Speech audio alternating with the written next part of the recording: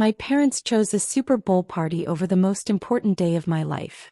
But what I did next changed everything. My name is Sofia Martinez, I'm 23 years old. And I still remember the exact moment I realized my parents would never be the people I needed them to be. I grew up in Millbrook Heights, a fading suburban town about an hour south of Denver, in a two-story house with peeling white paint and a front yard that always looked like it was surrendering to the weeds. My father, Robert, bounced between construction gigs that kept him busy during the summer months and unemployed during the brutal Colorado winters. My mother, Linda, worked part-time at a local insurance office, though she had a talent for calling in sick whenever her soap operas had special episodes or when her book club scheduled their monthly wine tastings. Neither of my parents had made it past high school. Dad barely scraped by with A.D. average, and Mom's report cards were scattered with C-minuses and absences. Education in our house was treated like an annoying chore. Something to get through, not something to excel at. Homework was rushed through during commercial breaks. Report cards were glanced at and tossed on the kitchen counter without a word. Parent-teacher conferences were attended only when the school threatened consequences, with both parents checking their phones every few minutes. But I was different. I devoured books by flashlight under my blankets, built elaborate science experiments in our garage, and pushed myself to earn straight A's despite getting zero encouragement from anyone at home. The pattern of disappointment started early and never wavered. In 4th grade, I won first place at the regional science fair with a project on solar energy that I'd spent weeks perfecting. Neither parent showed up because Dad had a fishing trip planned and Mom didn't want to miss her favorite reality show finale. In 7th grade, when I made honor roll for the 3rd consecutive semester, they skipped the recognition ceremony because their favorite restaurant was having a happy hour special. High school brought more of the same crushing indifference. When I was named valedictorian, they complained about having to sit through what they called boring speeches, instead of expressing even a hint of pride. I remember practicing my college application essays at our kitchen table while Mom watched daytime television at maximum volume, occasionally shouting at me to keep my voice down because I was disrupting her programs. Despite their complete lack of support, I was determined to break free from the cycle of mediocrity that had trapped my family for generations. I applied to 14 universities in secret, using fee waivers my guidance counselor helped me obtain. When acceptance letters started arriving, I hid them in a shoebox under my bed like contraband. The day Colorado State University offered me a partial academic scholarship was the first time I allowed myself to truly believe in my future. I rehearsed how I'd share the news with my parents for hours, preparing responses to their inevitable skepticism and complaints about the cost. That evening, I made the announcement over dinner, carefully explaining how the scholarship would cover 70% of my tuition. Dad barely looked up from his meatloaf. "College is a waste of money," he said. "My buddy's kid went for 3 years and now he's stocking shelves at the same grocery store he could have worked at straight out of high school." Mom at least pretended to be happy, though her first question was whether I'd be commuting so I could continue doing housework and watching my younger cousin when needed.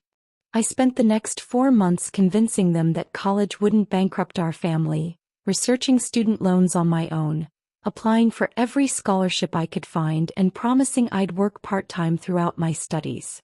When move-in day arrived, Dad helped load my belongings into our beat-up pickup truck but complained about gas prices during the entire 2-hour drive to campus. They dropped me off at my dormitory with quick, awkward hugs and were gone before I'd finished the check-in process, eager to beat weekend traffic back to their familiar world of disappointment and low expectations. Standing in my empty dorm room that August afternoon, I made a promise to myself that I would make every sacrifice worth it. Those 4 years at Colorado State tested every ounce of my determination. The academic workload hit me like an avalanche.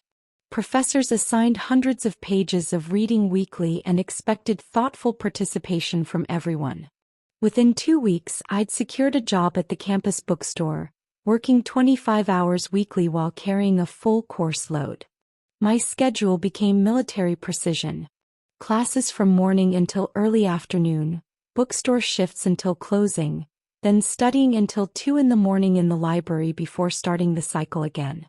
My roommate, Casey, initially thought I was antisocial until she realized I simply couldn't afford downtime. "You work harder than anyone I've ever met," she said one night, finding me half asleep over my economics textbooks. Casey became my first real friend at college, forcing me to take occasional study breaks and leaving encouraging notes on my desk during finals week. I joined a study group with 3 other scholarship students who understood the pressure of having to succeed without a safety net. We bonded over shared financial anxieties and celebrated each other's victories, no matter how small. My parents rarely entered this new world I was building. During freshman year, I called home weekly, eager to share my experiences and achievements. When I excitedly told Mom about earning the highest grade in my microeconomics class, she interrupted with a 15-minute story about neighborhood drama. Dad's responses to my academic successes were typically, "That's nice," or "Don't let it go to your head." Their questions focused exclusively on whether I was spending too much money or if I needed to come home to help with various family emergencies that somehow always involved financial strain. By sophomore year, our calls had dwindled to monthly check-ins that left me emotionally drained. I added a second job as a research assistant for Professor Williams in the business department, which meant organizing data and transcribing interviews for 20 hours weekly on top of my bookstore shifts and coursework.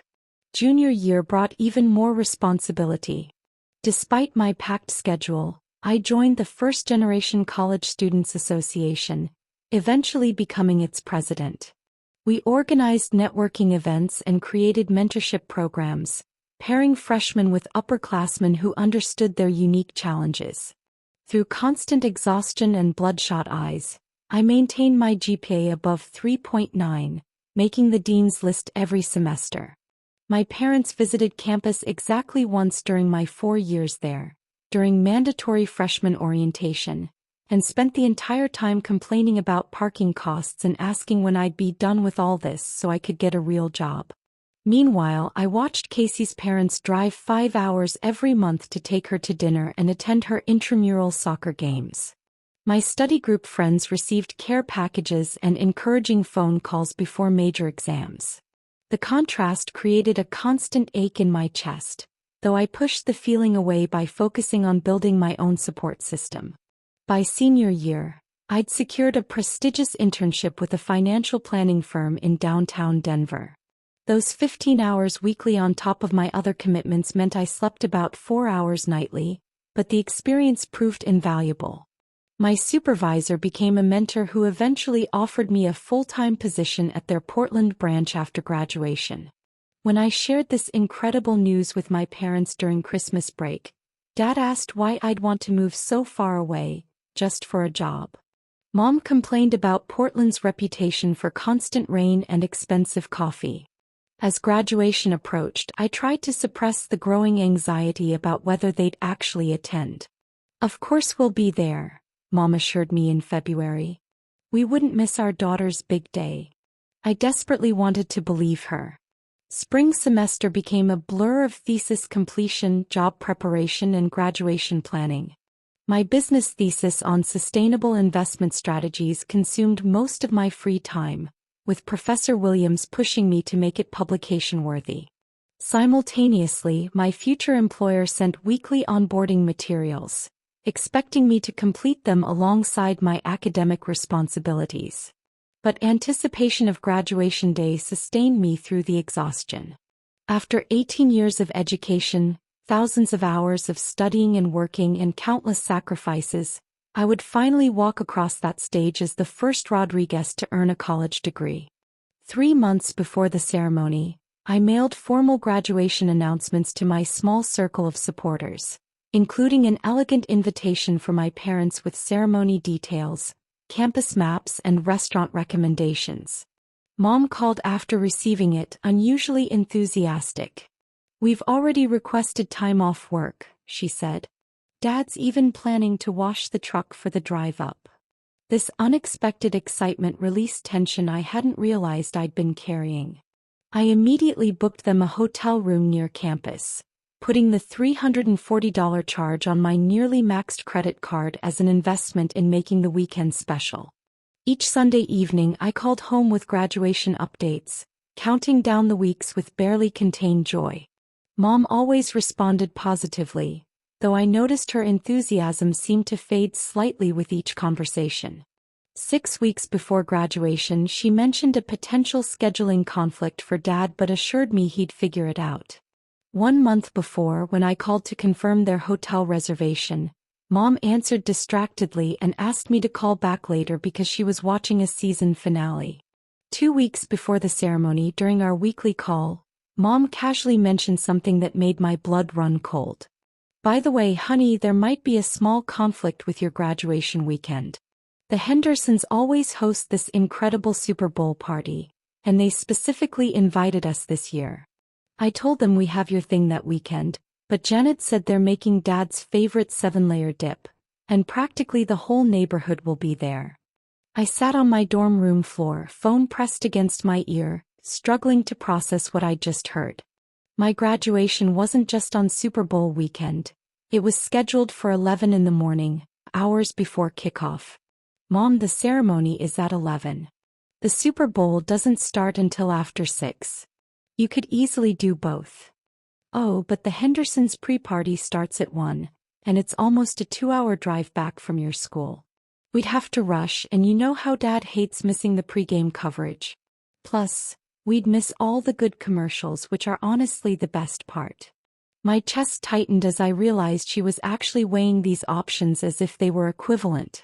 "Mom, this is my college graduation. I've worked 4 years for this moment. I'm the first person in our family to graduate from college. Please tell me you're not seriously considering skipping it for a party." Her sigh carried through the phone like a knife. "Don't be so dramatic, Sophia. We'll try to make both work. Let me talk to your father." That night I barely slept, staring at the ceiling while anxiety gnawed at my stomach. The week before graduation I sent daily text messages asking for confirmation, receiving increasingly delayed and vague responses. The day before graduation I cleaned my apartment and prepared everything for the morning. My phone remained silent until 11:47 p.m., when it finally rang. Mom's voice came through with forced cheerfulness that didn't mask her guilt. "Hi, sweetie. Listen, I'm really sorry, but we've decided we just can't make it tomorrow. Your dad's back is acting up and I'd have to drive alone, and you know how nervous I get on highways. Plus, the Hendersons are really counting on us bringing the spinach artichoke dip, and Janet would be devastated if we didn't show up." Each word felt like a physical blow. My parents were choosing a neighborhood party over the most important day of my life. "You're not coming at all?" I whispered. "It's just one ceremony, honey. They're all the same, boring speeches and everyone wearing identical outfits. We're proud of you, you know that. Maybe they sell DVDs of it or something." I hung up without saying goodbye, unable to continue the conversation through my tears. Sitting alone in my apartment, graduation gown hanging on my closet door, I allowed myself exactly 30 minutes of sobbing before setting my alarm for 6 in the morning. Tomorrow would come whether I was ready or not. Graduation morning dawned crisp and clear, with late May sunshine streaming through my bedroom window. My phone showed congratulatory messages from Casey and Professor Williams, but nothing from my parents. I forced down half a piece of toast while getting ready, my stomach too twisted for a proper breakfast. Standing before my mirror in the black graduation gown, tassel hanging from the right side of my cap, I practiced smiling until it almost looked natural. One final, desperate attempt. I called both parents' numbers, reaching voicemail each time. "It's graduation day," I said simply. "The ceremony starts at 11. I saved you seats." The university had transformed the main quad into a sea of folding chairs facing an elevated stage decorated with blue and gold banners. Students clustered in nervous, excited groups, adjusting each other's caps and taking photos. Everywhere I looked, proud families embraced graduates, fathers straightening ties, mothers dabbing tears while positioning themselves for perfect pictures. I clutched my empty guest tickets, scanning the growing crowd for faces that would never appear. Casey spotted me standing alone and rushed over with her parents. "Sophia, we brought you flowers too," she said, draping a beautiful lei around my neck. Her mother hugged me warmly. "We're so proud of you, honey. Casey tells us how incredibly hard you've worked." Their kindness nearly shattered my composure. I thanked them, making excuses about my parents running late, then escaped to the graduate check-in area.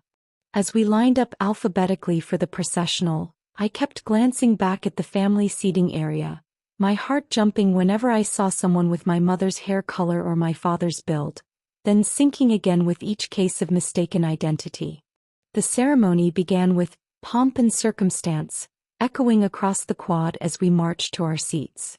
Throughout the university president's welcome and the keynote speaker's address, I continued searching the crowd, squinting against the sunlight to examine every late arrival. Then, as the business school graduates were called to the stage, my phone buzzed in the pocket I'd sewn inside my gown. I pulled it out quickly and saw a Facebook notification. My mother had posted new photos tagged Henderson Super Bowl pre-party prep, showing their kitchen counter covered with snack platters and beer coolers. The timestamp read 23 minutes ago. I shoved the phone away as my name echoed through the speakers. Sophia Marie Rodriguez, Bachelor of Science in Business Administration, summa cum laude. Walking across that stage took every ounce of strength I possessed. I shook the dean's hand, accepted my diploma case, and smiled for the photographer, hearing only scattered applause from Casey's family where other graduates received thunderous cheers. After the ceremony ended and caps flew skyward, the quad transformed into a celebration zone. Families swarmed their graduates, cameras flashed continuously, and laughter mixed with happy tears. I stood at the edge of it all, watching the scene unfold like a movie I wasn't part of. Casey found me quickly, insisting I join her family photos. "Get over here, Rodriguez," she said, pulling me into frame. "You're part of our family today." They took several shots, and Casey's mother pressed a card into my hand containing a generous gift card. "For someone who graduated debt-free through pure determination," she whispered. Their kindness highlighted the absence I couldn't ignore. After 20 minutes of forced smiles and declining lunch invitations, I made excuses about meeting my parents elsewhere and walked rapidly toward the parking lot, vision blurring with unshed tears. I barely made it to my car before the first sob escaped. Sitting behind the wheel of my 13-year-old Honda, still wearing my graduation gown, I finally released the grief I'd been holding back for years. Between gasping breaths, I scrolled through my phone to find another photo my mother had posted.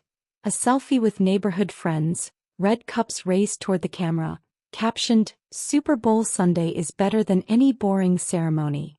The timestamp showed it was posted during the exact moment I'd walked across the stage. Something fundamental broke inside me then. Some final thread of hope that perhaps my parents did care but simply showed it differently. Wiping mascara from my cheeks with my graduation gown sleeve, I started the car and drove away from campus, leaving behind both my university years and my illusions about family. But what happened next changed everything. Sunday evening found me alone in my apartment, surrounded by half-packed boxes and takeout containers from the celebratory dinner Casey had insisted on bringing over. I'd smiled through our meal, assuring her I was fine, that I understood my parents' priorities. The moment her car pulled away, my carefully maintained facade crumbled. I spent hours crying and staring at the wall, replaying not just this disappointment but years of similar moments. Every missed event, every dismissive comment, every time I'd been made to feel like my achievements didn't matter. Monday morning brought a text from Mom. "How did your graduation thing go? Did they take good pictures?" No acknowledgement of their absence. No apology. Not even a congratulations. I typed and deleted a dozen responses before settling on, "It was the most important day of my life. I really needed you there." Her response came within minutes. "Don't be so sensitive. These ceremonies are all the same anyway. Your cousin Michael skipped his own graduation because they're so boring. It's just walking across a stage. It's not like you cured cancer or anything. I stared at those words until they burned into my memory. Then I made a decision that would change everything. I opened my laptop and began researching one-way flights to Portland. My new job wasn't supposed to start for 3 weeks, but I remembered my supervisor mentioning flexibility for the right candidate. An early morning email to my future boss explained my situation in professional terms. Due to unexpected changes in my living situation, I'm wondering if it might be possible to start earlier than our agreed-upon date. Her response arrived within hours. Absolutely. We offer 2 weeks of corporate housing for relocating employees. Let me know your preferred arrival date. A strange lightness filled my chest, the sensation of chains finally breaking. I booked a one-way ticket to Portland for the following Thursday, the soonest date that allowed me to pack and ship my belongings. Combined with my graduation money and modest savings, I had enough for a security deposit and basic furniture. Casey returned from her family's celebration trip that Tuesday. Portland? This week? She said, eyes widening when I explained my accelerated timeline. But honestly, after what your parents did, I completely understand wanting a fresh start. Wednesday evening, I composed the most difficult message I'd ever written. Mom and Dad, I've decided to move to Portland this week to start my new position early. I need space to process everything, including your absence at graduation. I'll send my new address once I'm settled. Their response was immediate and predictable. Mom called repeatedly while Dad sent increasingly angry texts. This is how you treat family? After everything we've done for you? You're being selfish and ungrateful. The final message cut deepest. If you leave like this, don't expect us to welcome you back when that fancy job doesn't work out. For the first time in my life, their words didn't devastate me. Instead, they confirmed I was making the right choice. Thursday morning arrived with unexpected clarity. I woke before my alarm, loaded my remaining possessions into 2 suitcases, and called a rideshare to the airport. As the car pulled away from my apartment, I didn't look back. The plane touched down at Portland International under typical Pacific Northwest skies, gray clouds occasionally parting to reveal stunning mountain views. My company's car service driver held a sign reading Rodriguez Tech Forward Financial, the first time I'd seen my name displayed with professional recognition. The corporate apartment exceeded my expectations. A furnished 1-bedroom on the 12th floor with floor-to-ceiling windows overlooking the Willamette River. A welcome basket contained local coffee, artisan chocolate, and a handwritten note from my supervisor. Welcome to Portland and Tech Forward. Can't wait to have you on the team. That first evening, I stood at my window watching boats navigate the river against the backdrop of a spectacular sunset. My phone occasionally buzzed with messages from college friends checking on my arrival, but nothing from my parents. The silence felt simultaneously liberating and terrifying. My first week at Tech Forward began with comprehensive orientation where I met 3 other recent graduates joining various departments. The company culture immediately struck me as different from anything I'd experienced. The CEO personally welcomed each new employee, and my department manager spent 2 hours discussing my role and growth opportunities. First week tradition, explained Marcus, a fellow analyst who'd joined 6 months earlier. New hires don't eat lunch alone. He appointed himself my unofficial Portland guide, introducing me to other young professionals and explaining the city's social landscape. Within 2 weeks, I'd found a permanent apartment in the Pearl District, a converted loft in a renovated warehouse with exposed brick and huge windows. The location allowed me to walk to work, and the landlord proved flexible on deposit timing when I explained my situation. My parents' attempts at contact continued sporadically, alternating between guilt tactics and financial pressure. Each message I read but didn't respond to strengthened my resolve. 1 month into Portland life came a significant milestone. My first proper paycheck. The direct deposit notification represented more than financial compensation. It symbolized independence earned through years of sacrifice. That evening, I opened both checking and savings accounts, automatically allocating 15% of my income to emergency savings instead of sending money home as I'd always assumed I would. 3 months into my new life, performance reviews arrived. Sitting in my supervisor's office, I nervously awaited feedback on my initial projects. "I'm impressed, Sophia," she began, referencing specific analyses I'd completed. "You have exceptional attention to detail while maintaining big-picture perspective. That's rare in new graduates." The conversation concluded with unexpected news: a role expansion and corresponding salary increase. "We typically don't revisit compensation until the 6-month mark," she explained, "but your work quality warrants acceleration." Walking back to my desk, I fought the urge to call my parents with this achievement. Their validation had always come with conditions I could never meet. Instead, I texted Marcus and my growing circle of friends, who celebrated with impromptu happy-hour drinks. My apartment gradually transformed from functional to personal.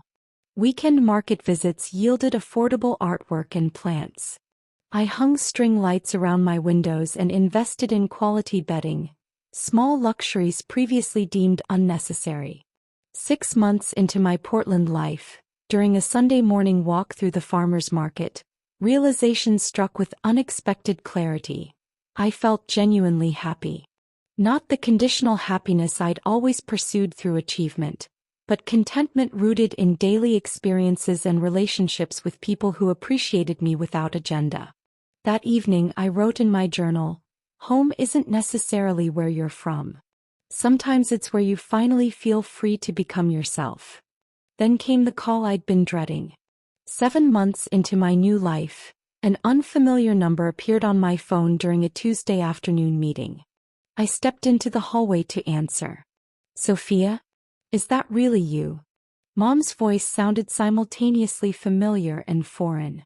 "We weren't sure you'd pick up." Awkward small talk followed. Questions about Portland weather, my apartment, their recent home repairs. Then came the announcement that made my blood run cold. "Your father and I have been talking. We want to visit you in Portland next month. We found reasonably priced flights." The statement landed like a boulder in still water, sending ripples through my carefully constructed piece. "Visit? Here." I managed. "You're our daughter, Sophia. We miss you. Besides, we've never seen Portland and everyone says it's beautiful." Something in her tone, the calculated casualness, triggered familiar alarms. Several more calls followed over the next few days, each increasing the pressure. "We've already looked at hotels," Dad mentioned during one conversation, "though they're incredibly expensive downtown. Maybe we could stay with you to save money." I held firm on separate accommodations, recommending a moderately priced hotel near the river. Eventually, we settled on a Friday through Monday visit. The morning of their arrival, I met them at their hotel lobby, our first face-to-face contact in 8 months. Mom looked older with new lines around her eyes. Dad had gained weight, his polo shirt straining across his middle. Awkward hugs followed, then immediate complaints about their delayed flight and the hotel's expensive parking. $200 a night for a room barely bigger than a closet, Dad grumbled. "We could have saved all this money staying with you." I suggested lunch at a nearby restaurant known for Pacific Northwest cuisine. Throughout the meal, they peppered me with surface-level questions about my job without seeming to register my answers, interrupting my explanations to comment on menu prices. When the check arrived, Dad pointedly waited until I reached for it. "Well, you're the one with the fancy corporate salary now," he said with a tight smile. The next day included standard tourist activities: Powell's Books, the Portland Art Museum, a riverfront walk. Each location prompted similar reactions: complaints about crowds, prices, and weather that wasn't quite perfect. The tour of my apartment elicited scrutiny rather than appreciation. "This is what you pay 3 times our mortgage for?" Mom asked, examining my modest but comfortable space. And you don't even have a proper dining room. But dinner that evening marked the inevitable turning point. After ordering at a mid-range restaurant downtown, Mom casually mentioned some exciting investment opportunities they wanted to discuss. Dad leaned forward conspiratorially. Thompson from my construction crew, remember him? His nephew is starting a house-flipping business. They're looking for silent partners. Initial investment is just $10,000, but the returns could be incredible. My stomach tightened as he continued. We figured with your financial background, you'd recognize a golden opportunity. Plus, you could help us navigate the paperwork. The truth crystallized with painful clarity. This visit wasn't about reconciliation, it was about money. So this trip is about an investment opportunity? I asked directly. Both looked genuinely surprised by my directness. Of course not, Mom protested. We came to see you. This is just something we thought might interest you. Really? I maintained steady eye contact. Because you haven't asked a single meaningful question about my life here. You haven't acknowledged my promotion or shown interest in anything I've built. But you've complained about prices constantly, and now you're asking for $10,000. Dad's expression hardened. That's completely unfair. We flew across the country to see you after you abandoned us. I didn't abandon you. I moved away after you missed the most important day of my life for a Super Bowl party, then immediately asked me for money. Saying these truths aloud felt simultaneously terrifying and liberating.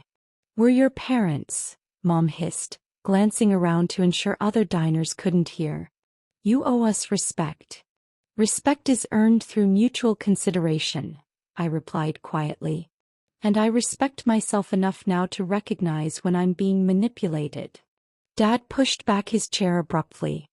If that's how you feel about family, maybe we made a mistake coming here. I nodded slowly. Maybe you did. I signaled the waiter for the check, paid without discussion, and walked out into the rainy Portland evening alone. Back in my apartment, shaking with adrenaline, I received a barrage of text messages. How dare you embarrass us like that? After everything we've sacrificed for you. The final message held familiar weight. We're changing our flights to leave tomorrow since you obviously don't want us here. Don't expect us to pay for a taxi to the airport. My response was simple. There's a Max Light Rail station 2 blocks from your hotel that goes directly to the airport. It costs $2.50 per person. They left the next morning, a day early. But here's the thing about revenge. Sometimes the most devastating kind isn't what you do to someone else. It's what you do for yourself. That confrontation marked a turning point, not toward reconciliation, but toward a relationship conducted entirely on my terms. I'd set boundaries that protected my peace while acknowledging our connection without allowing them to control my life. 1 year after graduation, I celebrated by taking a solo trip to Mount Hood. The timing felt significant. 12 months since walking across that stage alone, 12 months of building independence 2,000 miles from where my story began. Sitting on a rock overlooking the vast wilderness, I reflected on my journey. Through weekly therapy sessions, I'd learned to separate my worth from their approval. The hardest grief wasn't losing what I'd had with my parents, but accepting what I'd never had and never would. I'd built a chosen family in Portland that constantly surprised me with genuine support. Marcus had become my closest friend, introducing me to hiking groups and showing me the city's hidden gems. My mentor at work regularly invited me to family dinners where her children showed me their schoolwork with enthusiasm my parents had never demonstrated. Most significantly, I'd achieved something that would have been impossible while seeking their approval. I'd learned to celebrate my own victories. My professional growth had exceeded every expectation. 18 months into my role, I'd been promoted to senior analyst, now managing sustainable investment portfolios worth millions. The company was funding my MBA, and I'd been selected for their leadership development program. My apartment had transformed from temporary shelter to genuine home, filled with artwork from local artists and books that reflected my interests rather than someone else's expectations. But the most profound change lived within me. I discovered that sometimes the most loving choice in a relationship is distance. Space that allows both parties to be authentic rather than perpetuating harmful patterns. My contact with my parents had settled into a predictable rhythm. Monthly phone calls lasting exactly 30 minutes, surface-level exchanges about weather and neighborhood news, with no discussion of finances or past grievances. I maintained control through prepared talking points and firm boundaries. This wasn't the ideal family relationship I'd once imagined, but it represented something more valuable: peace. The revenge I'd taken wasn't destruction, it was construction. Building a life so fulfilling that their absence became irrelevant. Creating success so undeniable that their dismissal became meaningless. Surrounding myself with people who celebrated my achievements instead of people who diminished them. They taught me that family wasn't about blood relations but about people who showed up when it mattered. They'd shown me that sometimes the most powerful response to rejection isn't retaliation. It's transformation. Standing on that mountainside, watching eagles soar on thermal currents, I acknowledged a complex truth. My parents had given me the greatest gift possible, though not the one they'd intended. Their limitations had forced me to become limitless. Their absence had taught me presence. Their criticism had fueled my success. The graduation photos on my bookshelf weren't the family portraits I'd once envisioned, but pictures with Casey's parents and my professors. People who'd shown up not from obligation but from genuine care. Sometimes the families we're born into aren't equipped to nurture our dreams. That doesn't mean our dreams aren't valid. It means we have to become our own biggest supporters. As I packed my hiking gear and began the descent, each step reinforced a truth I was still learning. The best revenge isn't making someone else miserable, it's making yourself magnificent. That evening, standing on my apartment balcony watching the sunset paint the city in gold and purple, I posted my first graduation photo publicly. Me in cap and gown with Casey's family, genuinely smiling despite everything. The caption read, "2 years later, I understand that walking alone across a stage isn't failure. It's the first step toward finding your true path." Sometimes the most brutal revenge is succeeding beyond your critic's wildest imagination. Sometimes the most devastating payback is living so well that their approval becomes irrelevant. My parents chose a Super Bowl party over my graduation. In response, I chose myself over their limitations. And that choice changed everything.